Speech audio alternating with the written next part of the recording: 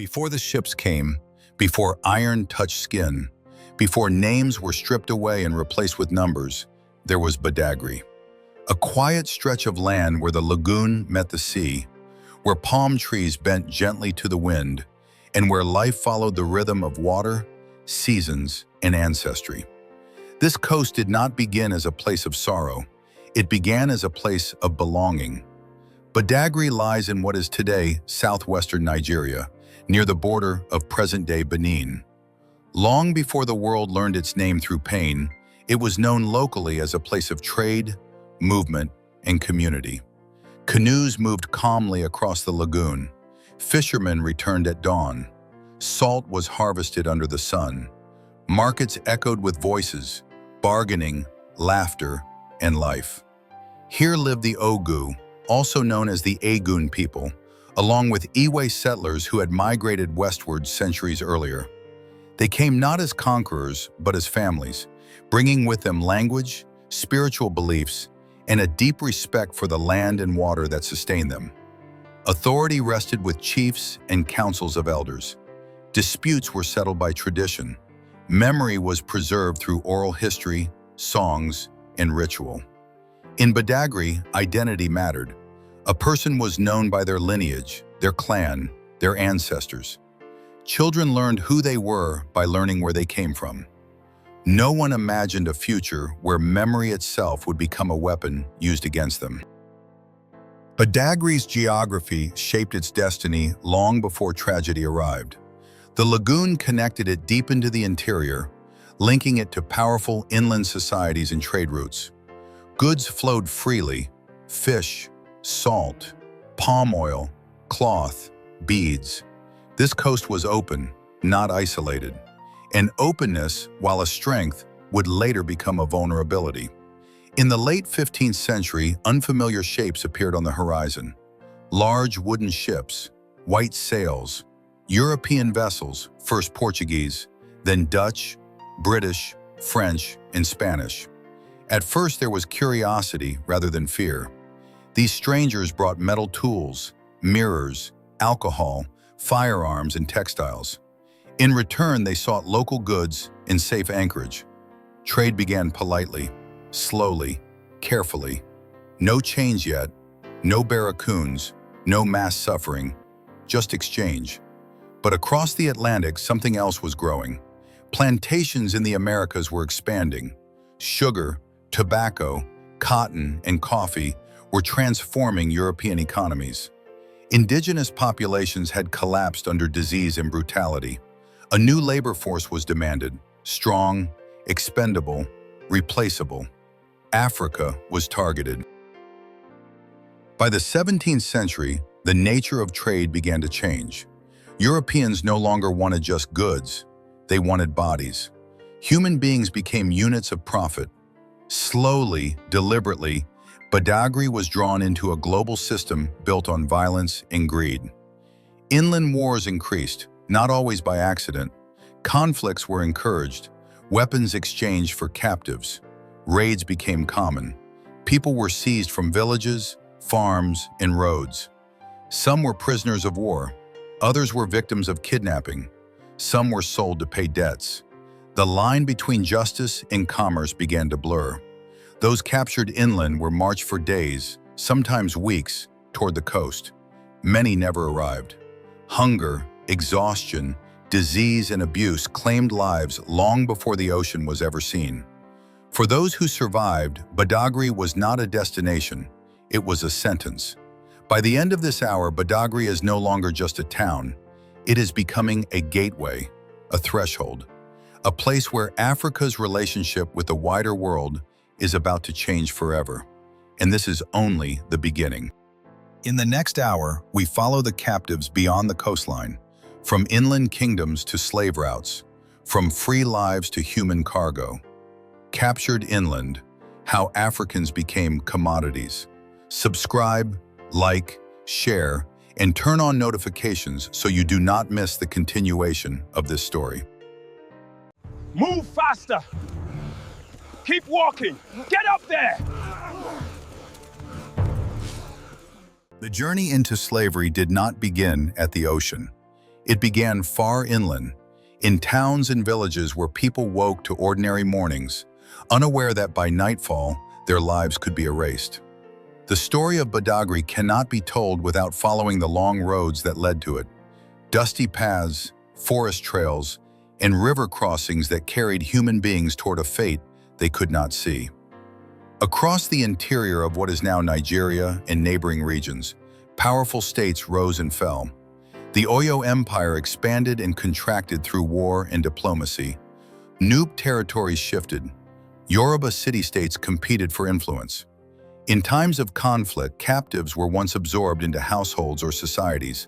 But as European demand grew, captives became currency. Guns arrived, gunpowder followed, and with them came imbalance. Weapons exchanged hands for people. Firearms altered warfare, making raids faster, deadlier, and more profitable. Some leaders resisted, others adapted. A few grew wealthy. Entire regions were destabilized, not by ancient hatreds alone, but by a global market that rewarded chaos. People were taken in many ways. Some were seized during wars. Others were kidnapped from farms, roads, or riversides. Children vanished while gathering firewood. Travelers were ambushed. Debts turned deadly. Punishment became permanent. Once captured, names were the first thing to disappear. Men, women, and children were tied together with rope or iron. Columns of captives were forced to walk for days under the sun, guarded by armed escorts. Anyone who collapsed was beaten. Anyone who could not rise was abandoned or killed. Mothers carried infants until their strength failed. Families were broken step by step, mile by mile. These were not marches of silence. They were filled with crying, prayer, pleading, and fear. But the roads did not stop.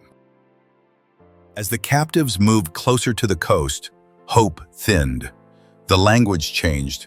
The air grew heavier. The smell of salt carried on the wind. For many, this was the first time they had ever left their homeland. For all of them, it would be the last time they walked freely on African soil. Temporary holding camps appeared along the routes. Here, captives were sorted by age, strength, and health. The weak were discarded. The sick were left to die. Value was calculated not in humanity, but in endurance. African middlemen played a role, some by choice, others by coercion. The system fed on fear. Refusal could mean death. Participation could mean survival. Morality bent beneath the weight of profit and pressure. By the time the captives reached Badagry, many had already lost everything: family, identity, dignity, and time. What awaited them was not rest, but confinement. Badagry did not greet the captives as a town. It greeted them as a machine. Barracoons, small, windowless slave cells, waited behind walls. Inside, bodies were packed tightly, air was scarce, food was minimal, disease spread easily. Weeks turned into months. Families were separated deliberately. A man sent one way, a woman another. Children sold alone. Crying was common at first. Later, silence took its place. European traders inspected captives like livestock. Teeth were checked, muscles were squeezed, scars were examined. Those who resisted were punished, those who collapsed were replaced. For the captives, Badagry was no longer a place on a map. It was a doorway, one that opened only outward. Beyond the barracoons lay the lagoon. Beyond the lagoon lay the ocean. And beyond the ocean lay a world built on their suffering. The march was not over. It was only changing direction. In the next hour, we step inside the walls of Badagry's slave barracoons, where time stopped, families vanished, and survival became a daily struggle. Barracoons of pain, life inside Badagry's slave cells. Subscribe, like, share, and turn on notifications to continue this journey through history.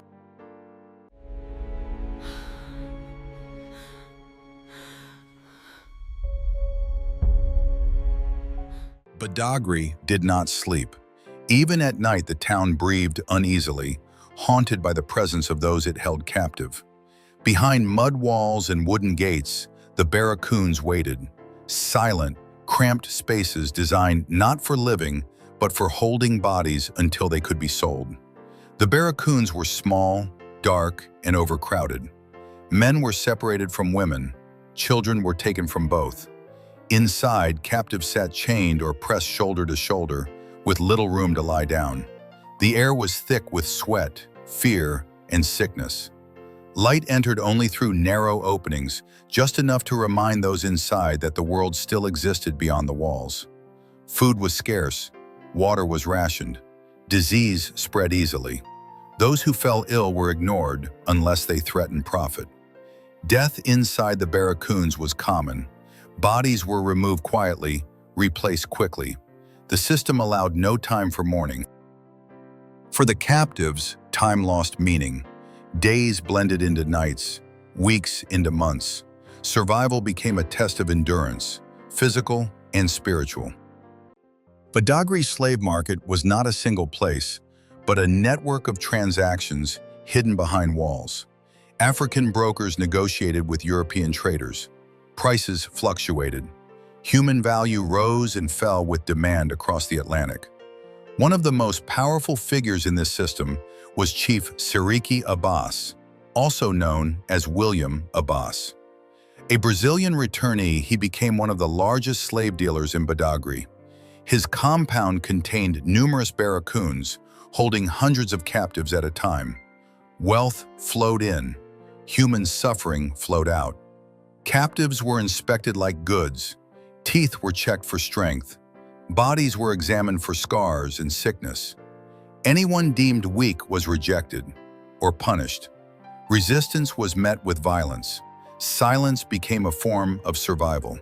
Languages collided in the barracoons: Yoruba, Egun, Nupe, Igbo, Hausa, and many others. Few understood one another. Isolation deepened the fear. Identity dissolved in confusion. For many captives, this was the moment hope finally broke. Not at the ocean, but here, behind walls where freedom ended quietly. Some captives prayed, others sang softly, some stared into nothingness. Traditional beliefs offered comfort to some, while others believed they had been abandoned by the spirits of their ancestors. Slave traders understood this despair and used it.